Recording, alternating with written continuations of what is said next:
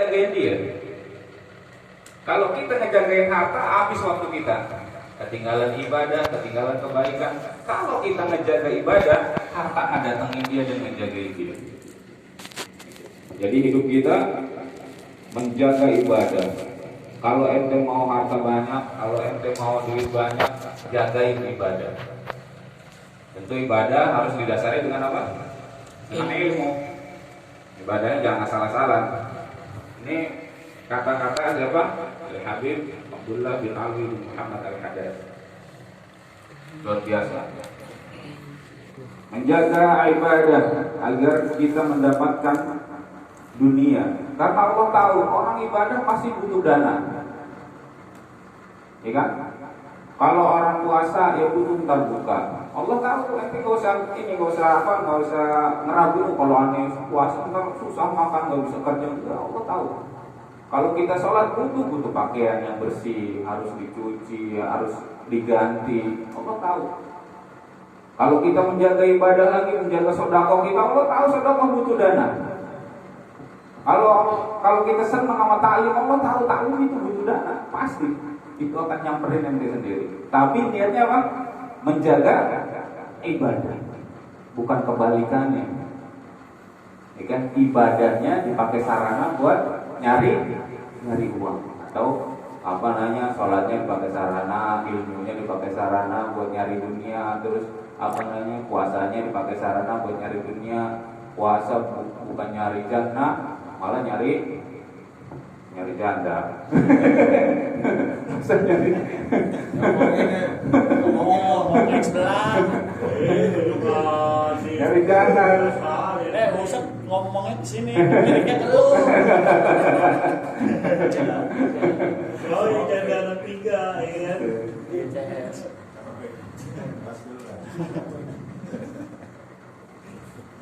Dari nyari jana, Pak Ustaz, ini puasa nyari jana. Bener nyari jana, iya jana binti Maimun. Ya sama. Jana yang dimaksud itu enggak. Kopi dulu. Jaga ibadah.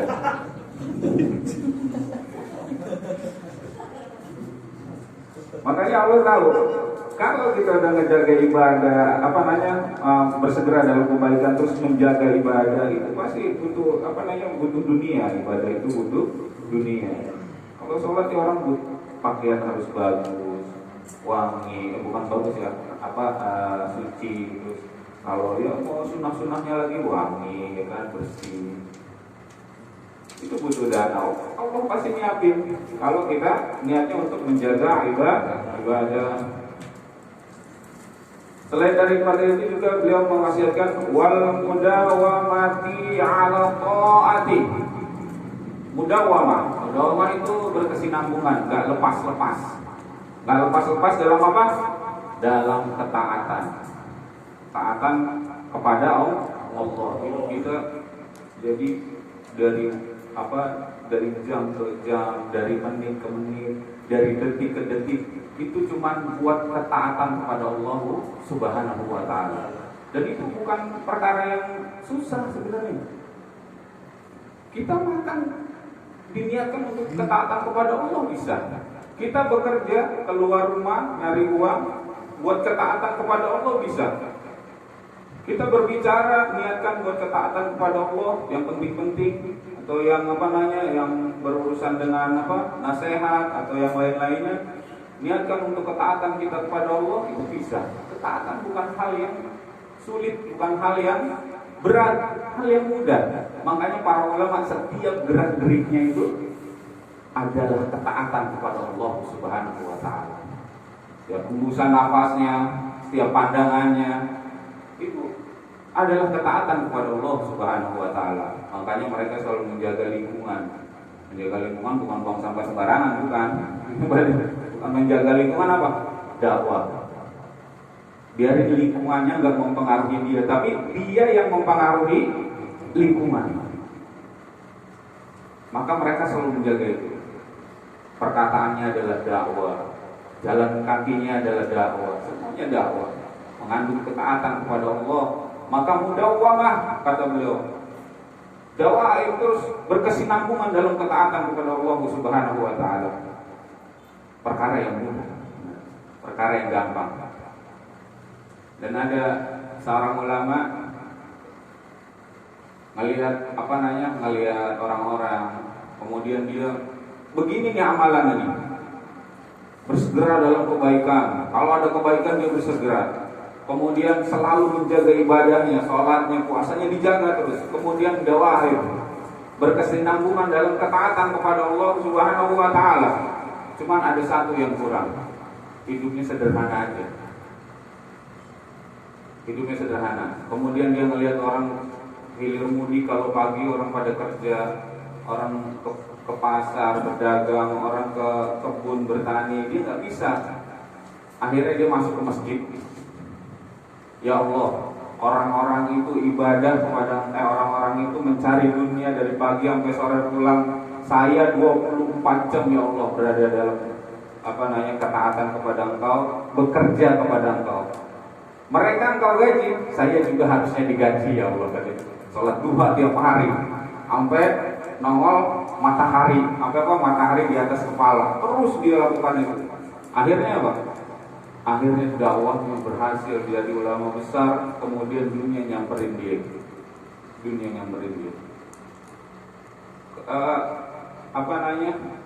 Buya Jimyati Cidahu Pandeglang. Itu majelis taklimnya seng namanya, majelis seng. Kalau ini bagus, majelis seng. Dia nggak pengen apa-apa, nggak pengen dunia, nggak pengen. Kalau ibadah dia di sini sendirian. Ibadah, sholat. Yang lain nungguin di luar, nungguin taklimnya. Dia lagi wirid di sini, di depan. Orang mau masuk susah ini, majelis ini seng semua. Bukannya rumahnya gede, pesantrennya gede, cuman buat ibadahnya dia itunya kelilingnya seng doang. Akhirnya orang masuk silih berganti, nggak mau salaman doang, susah sama Buya. Akhirnya apa? Ya orang masuk kan dari jauh, bawa ini, bawa itu, dilemparin aja. Kita kalau masuk majelis seng itu nginjek amplop. Nggak diterima amplop, dilemparin aja. Buyanya gini aja. Jadi lagi ibadah. Orang bawa apa ya di majelis sengnya dia aja. Nunjukin dunia nggak ada apa-apanya. Ditempatin di seng. Majelis taklimnya bagus. Kalau orang mau ngasih apa dilemparin ke tempat dia ngewirid, dikelilingin sama seng. Segitu nggak pengennya orang dunia. Ulama nggak pengen dunia, tapi dunia nyamperin. Karena apa? Muhafidhatul ibadah. Mereka menjaga ibadah. Segitu nggak pengen. Kita ngejar-ngejar gak dapat ya. Begini-gini aja, kan? Luar biasa. Kemudian da'ul anbiya'i wal awliya'i. Inilah ketekunan para nabi dan juga para kekasih Allah. Ini ketekunan mereka nih kayak begini. Bersegera dalam kebaikan, menjaga ibadah, dawaib, berkesinambungan dalam ketaatan, semuanya mengandung ketaatannya, lirikannya, pandangannya, perkataannya, hembusan nafasnya adalah ketaatan kepada Allah Subhanahu wa taala. Ini adalah ketekunannya para anbiya dan juga para kekasih Allah. Gampang atau susah? Gampang benar. Cuman yang bikin susah apa? Keinginannya nggak ada. Yang bikin susah nggak ada keinginan, nggak ada keinginan dan keyakinannya kurang.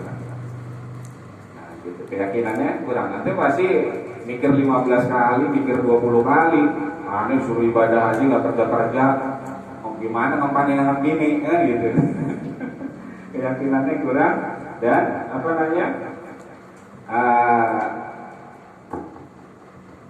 keimanannya kepada Allah Subhanahu wa taala nggak sebesar mereka. Dan nggak bisa langsung orang seperti itu. Harus melalui proses tadi. Kalau ada kebaikan kita yang paling depan, bersegera. Kalau ada ibadah kita selalu jaga ibadah itu. Mulai dari yang paling gampang aja. Apa yang bisa kita lakukan? Ibadah apa yang bisa kita lakukan setiap hari dan kita bisa jaga ibadah itu? Mulai satu. Kemudian satu itu udah kita bisa jaga setiap hari, sebulan, 2 bulan, setahun, tambahin satu lagi. Jangan langsung bro, susah kalau langsung bro. Wah ini mau menjaga ibadah. Jam 12 sholat duhur, habis sholat duhur, sholat rawatib 4 rakaat, habis sholat rawatib baca Quran 3 juz sampai asar, habis asar langsung sholat qabliyah, habis sholat qabliyah sholat asar, habis sholat asar terus baca Quran, zikir, wirid, zikir sore ya kan, zikir pagi, zikir sore, aja sampai maghrib kan. Habis maghrib sholat lagi terus sampai ini sholat 20 rakaat, habis maghrib sampai Isya, habis Isya terus lagi mau wirid terus apa segala macam. Kalau kelas MT, kelas kita melakukan ibadah seperti itu bagus, benar bagus. Menurut MT kuat berapa lama? 2 hari. Sehari. Besok molor, besok udah sebagian semua. Itulah kenapa Nabi Muhammad bilang amal yang paling disukai Allah ahabul amali indallahi adwamuha wa infala. Amal yang paling disukai Allah Subhanahu wa taala ada amal yang berkesinambungan, walaupun cuma secuil, cuma sedikit. Kita mau menjaga sedekah sama.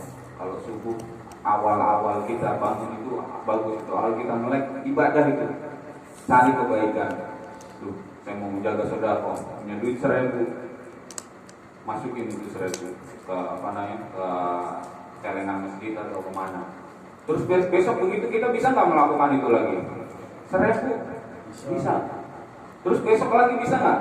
Bisa. Itu yang disukai Allah ketimbang ente terus kayak tadi ibadah dari duhur ketemu duhur lagi, tapi besok nggak melakukan lagi.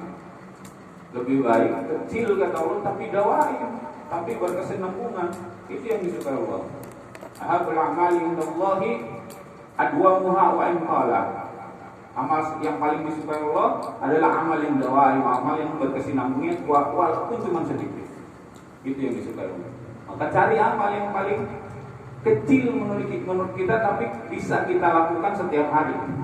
Maka itu udah mulai perjalanan kita mengikuti ketekunannya para nabi dan para kekasih Allah Subhanahu wa taala. Apa?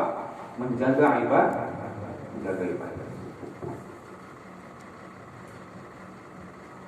Kapan waktunya?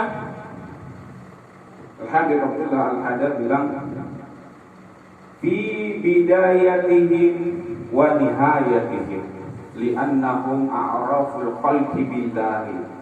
Kapan waktunya? Fi bidayatihim, di awal waktu, di pagi hari mereka bangun langsung gerak ibadah, cari sejadah, gelar sholat, cari tasbih, terus berzikir kepada Allah Subhanahu wa taala. Itulah ketakunannya para wali Allah dan juga para nabi. Kalau kita bangun handphone, WA, share, posting. Alhamdulillah habis ngurit Al-Fatihah 1.000 kali. Kapan? Tadi ngimpi. Dalam mimpi. Orang baru bangun kapan Al-Fatihah udah nulis status aja. Terus handphone di sini set aja. Pakai ini tasbih set aja. Gini tahu lagi pikirannya kemana, yang penting ada gambarnya. Posting thread. Itu kerjaan kita, ibadahnya punya nuansa. Kalau para nabi, para aulia nuansa akhirat. Kalau kita nuansanya apa? Nuansanya nuansa WA. Di awal hari mereka itu seperti itu. Kemudian wa nihayatihim, dan juga di akhir waktu, bangun tidur dan juga mau tidur mereka itu getol ibadahnya di situ. Getol ibadahnya di awal waktu dan di akhir waktu. Itu kunci kesuksesan para nabi dan juga para wali Allah Subhanahu wa taala. Maka mereka hidupnya apa? Ala inna awliya Allahi la khaufun alaihim wa la hum yahzanun. Ketahuilah oleh kalian bahwasanya kekasih Allah itu hidupnya la khaufun alaihim, enggak ada rasa takut. Wa la hum yahzanun, enggak ada rasa khawatir. Biasa aja. Kalau dia khawatir, kalau dia merasa takut, itu bukan takut urusan dunia, takutnya kepada Allah. Khawatirnya juga khawatir kepada Allah. Takut amalnya nggak diterima, takut ibadahnya nggak diterima. Segitu banyaknya amal dia masih takut, masya Allah. Kita yang amalnya cuma secuil, boro-boro takut. Ingat aja kagak. Jadi makin banyak ibadah itu makin takut kepada Allah Subhanahu wa taala. Kata Al-Habib lagi, fala jarama kanu abuduhum wa aqwa'uhum wa akhsyahum lahu azza wa jalla. Fala jarama, enggak diragukan lagi. Udah pasti mereka adalah hamba Allah yang paling banyak ibadahnya. Yang paling banyak itu karena mereka menjaga, bersegera dalam kebaikan, menjaga ibadah, terus dakwah berkesinambungan dalam ketaatan kepada Allah. Yang paling banyak pasti orang ini ibadahnya. Dan gak ngerasa berat, itu yang penting. Gak ngerasa berat. Dinikmati nama dia ibadahnya, dinikmatin hidup di dunia ini. Mereka tahu apa namanya ujung juntrungan dari apa hidup di dunia ini, mereka udah tahu. A'rafu billah, dia yang paling tahu tentang Allah Subhanahu wa taala. Wa mal hayatud dunya illa la'ibun wa lahun. Tidaklah kehidupan dunia ini cuma senda gurau belaka, permainan aja. Kapan-kapan pasti berakhir. Namanya permainan, selamanya nggak itu permainan. Ente kalau main catur selamanya nggak? Nggak, paling awet 2 hari 2 malam itu juga udah pada bonyok pantatnya. Baru 2 malam main catur, habis pasti udah. Pas aku 1 minggu, Seminggu kan istirahat dulu, pulang apa.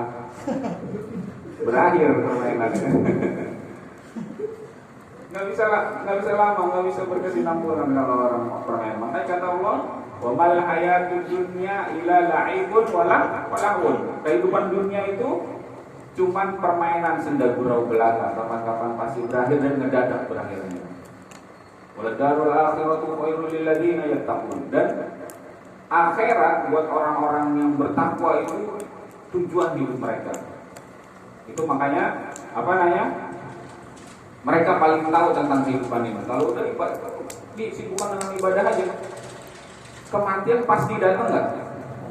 Pasti datang. Orang beragama yakin pasti dia mati. Orang Islam yakin pasti dia mati. Orang yang bukan Islam yakin nggak dia bakal mati? Yakin bakal mati. Orang yang nggak beragama sekalipun, yang nggak ada agama, nggak percaya Tuhan, nggak percaya ini dan itu, yakin nggak dia akan mati? Yakin. Dia juga nggak yakin bakal hidup selamanya, nggak bakal, nggak ada punya keyakinan itu. Dia yakin bakal mati. Nah itu tamu mati itu. Tamu yang bakal datang. Kemudian kata para ulama, bagaimana kalau tamu itu bakal datang? Sebaiknya tuan rumah itu melakukan apa? Persiapan. Kalau tamu udah pasti datang di jalan, apa yang dilakukan tuan rumah? Biar nggak ada tamu kehormatan dan sibuk dia. Karena sebelumnya nggak ada persiapan. Akhirnya kalau mereka yang udah tahu tamu bakal datang kapan-kapan dan dia udah di jalan, kita nggak tahu jamnya jam berapa. Hari ini udah di jalan. Apa yang dilakukan? Kalau masak, istrinya suruh ini, bikin itu. Kapan-kapan dia jam berapa dia datang, kita udah siap menghadapi ini. Itulah kata para ulama. Mereka udah siap kapan aja datang, selalu menjaga kebaikan, menjaga ibadah, selalu dawain dalam dalam ketaatan. Semuanya unsur ketaatan kepada Allah Subhanahu wa taala. Kapan-kapan udah datang, siap ya Allah. Aneh siap. Karena apa? Dalam keadaan ibadah. Udah siap. Urusan dunia Allah yang atur. Allah yang atur. Tapi jangan dulu pada kelas mereka. Awali hal-hal yang mudah dulu, hal-hal yang gampang buat kita. Karena orang yang udah punya basic bertahun-tahun ini berubah langsung total begitu, cobaannya terlalu berat. Langsung total ibadah, saya bilang tadi, sampai dari dohor ke dohor lagi ibadah, kuatnya sehari. Udah mantap itu, besok udah gak ibadah lagi, balik lagi ke ini lagi, debrong lagi. Balik debrong lagi. Jadi walinya cuma sehari ya, wali sehari doang. Nah, kemudian Al-Habib Abdullah bin Ali bin Muhammad Al-Haddad mengatakan, wa atwa'uhum wa akhsyahum lahu azza wa jalla. Mereka paling taat kepada Allah Subhanahu wa taala dan juga mereka paling takut kepada Allah Subhanahu wa taala. Itu bangunan ketaatan, bangunan ketakutan kita kepada Allah itu ibadah. Itu bangunannya. Sehingga terbentuklah sebuah ketakutan. La yajtama'ani khaufani. Enggak akan bersatu dua ketakutan pada diri seseorang. Jadi enggak akan bersatu dua rasa takut pada diri satu orang. Kalau dia takut sama Allah Subhanahu wa taala di dunia, maka dia enggak akan takut nanti di akhirat. Di dunia udah merasa takut pada Allah Subhanahu wa taala. Kalau dia enggak takut di dunia, merasa berani kepada Allah Subhanahu wa taala di dunia, mereka akan merasa takut nanti di akhirat. Enggak akan bergabung dua rasa takut di dunia dan rasa takut di akhirat. Pada seseorang enggak akan bergabung. Kalau dia udah takut di dunia, maka enggak ada ketakutan lagi di akhirat. Kalau dia enggak takut di dunia, maka dia akan merasakan ketakutan di akhirat. Orang yang akalnya sehat akan milih takut pada Allah di dunia, agar di akhirat enggak merasa takut. Karena semua orang akan melihat Allah Subhanahu wa taala. Orang-orang yang beriman, orang-orang yang menjadi kasih Allah di dunia, mereka berbangga hati, senang. Oh ya Allah, kita akan melihat Allah nanti di yaumil akhir. Kemudian para sahabat nanya, emang bisa dilihat ya Nabi Muhammad? Kata Nabi Muhammad menjawab pertanyaan itu, iya bisa, nggak membahayakan, nggak membahayakan itu. Seperti melihat bulan purnama di malam hari. Kata Nabi, kalau kita melihat bulan purnama sempurna di malam hari membahayakan? Enggak. Seperti itulah kita melihat Allah nanti di yaumil akhir. Seperti melihat bulan purnama. Kemudian orang yang melihat itu akan bahagia, akan senang, akan cinta, mahabbah pada Allahnya akan timbul. Lebih parah lagi daripada mahabbah dia di dunia. Karena udah kelihatan. Kalau belum kelihatan udah timbul mahabbahnya luar biasa, apalagi udah kelihatan.